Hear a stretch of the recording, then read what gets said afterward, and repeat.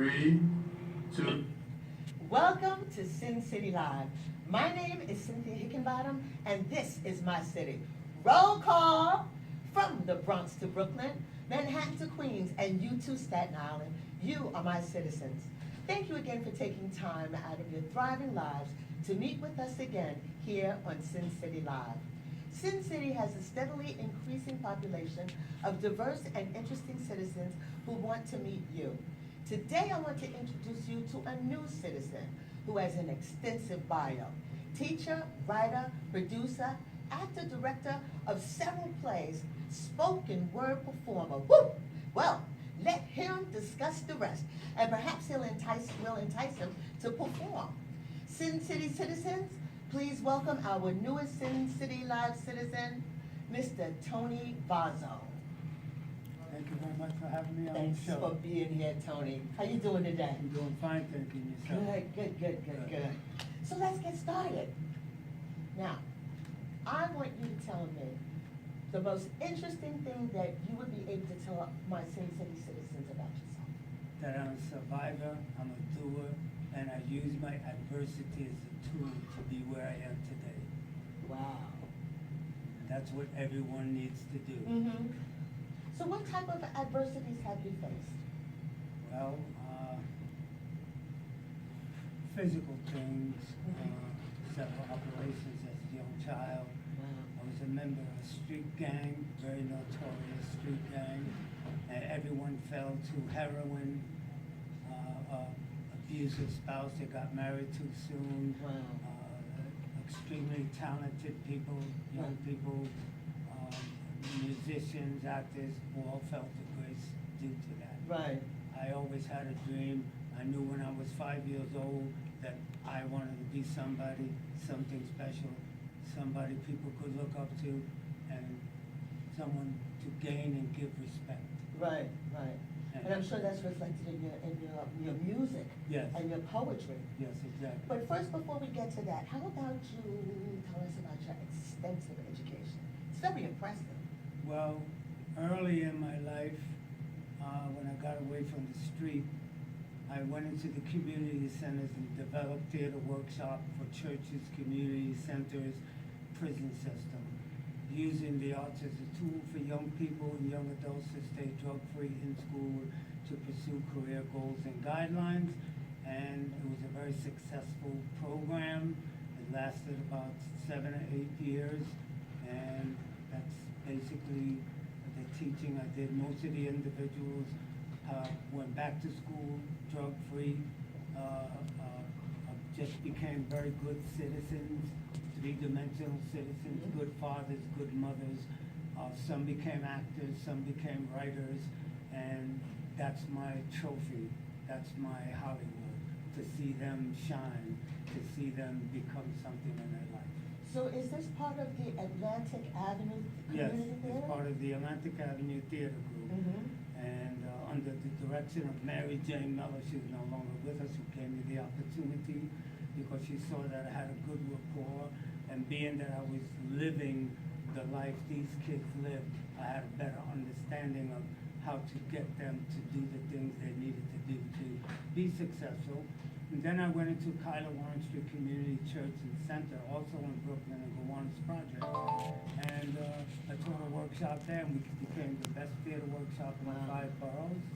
We toured prisons, colleges, community centers, took theater to the people, and people took theater. Because I know I read in your bio that you do a lot of workshops. Yes, right now I'm conducting an acting workshop, New Life Performance Acting Workshop, which is a spin-off of the Atlantic Avenue Theater Group. I have a few of my members, my class members here, my students here. Why don't you give them a shout out? Thank you. Rachel Berger, David Martinez, and Franklin LaPaz, who were with a project we did last year called the Class Act. It was a one-night performance, a standing ovation, full house. We rocked the house. It was a very diverse cast, very diverse material pertaining to immigration, abuse in the industry, sexual abuse, spousal abuse. Wow. Very powerful. And we are looking to do another workshop performance early in the fall or winter. And we teach class, I teach class on Sundays from 3 to 6 at Champion Studios in Manhattan. And anyone who would like to come and join us, please check us out. Do you have a website? No, but they can check me out through the Revolving Door Project at yahoo.com, that's the email, or right here at the studio. Okay. You'll be able to find contact information for Mr. Vozzo, for Mr. Vozzo, in the closing credits of our show. So, with everything that you've gone through, how does this influence your poetry and your spoken word and your R&B career? Well, it's all what I am, who I am, what I experience. The poem America that I'll be performing was written in 1972 and got a lot of negative feedback from community people because they thought it was anti-American, but I also got a lot of positive letters and commendations for people telling me thanks for keeping it real. And that's what I'm about, keeping it real. And that's what we have to do, keep it real and be who we are, find what makes us special and nurture that. And that's what my work is all about. Because you published 2 books of poetry, Never Take Me Down and Crazy Creativity. That's correct. Which one was the first? Well, the first one was Never Take Me Down. I wrote that because, and it's a combination of poems I wrote from 1966 to 1970, and it deals with my adversity, my gang stuff, who I was, how I felt, and the main core of that is that there is hope. Right. And poetry is about hope. So I brought that out and I figured that. And the next book was Crazy Creatively, the poetry and songs of love and life. Most of my friends would always say, damn, you're crazy. So I said, wow, what a great title, because I am crazy, creatively. And that was the book, yeah.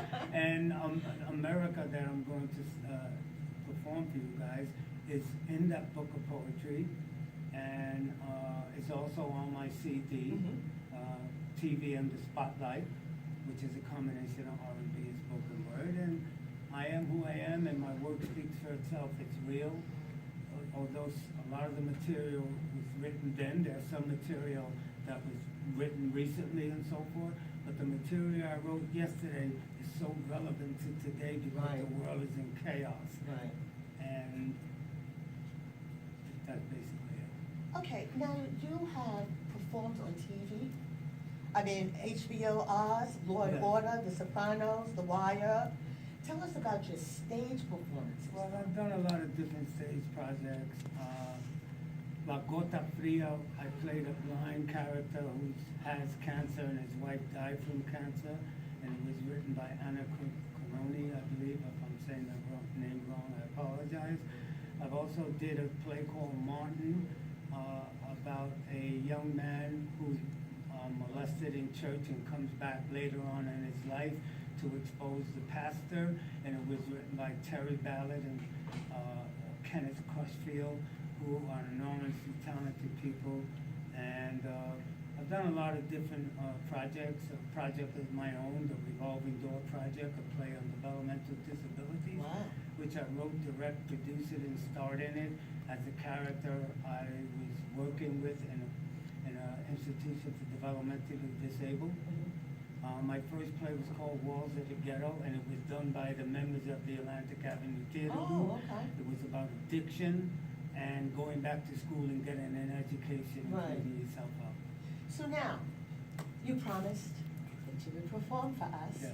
Okay, so Stand In For Love is an R&B.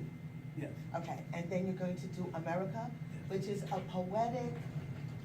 Yeah, it's a freestyle poetic piece dealing with all the issues that are happening today. And that particular piece, like I said, I wrote in 1972. It's so relevant. It's more relevant today than yesterday. Okay, well, I can't wait for us to hear it then. And Standing for Love, it deals with I'm standing in for the love you lost, and you stand in for the love I lost, and we'll stand in for love together. And we all have to do that, stand There you in for go. love. There you go. Well, why don't you take a breath, all right, and then you're gonna perform for us? Thank you, I will. Okay. Thank you so much. My pleasure. I'll see you afterwards. Ladies and gentlemen, my Sin City citizens, I'd like to introduce to you Tony Vozzo, performing Stand In for Love and America. And cut. And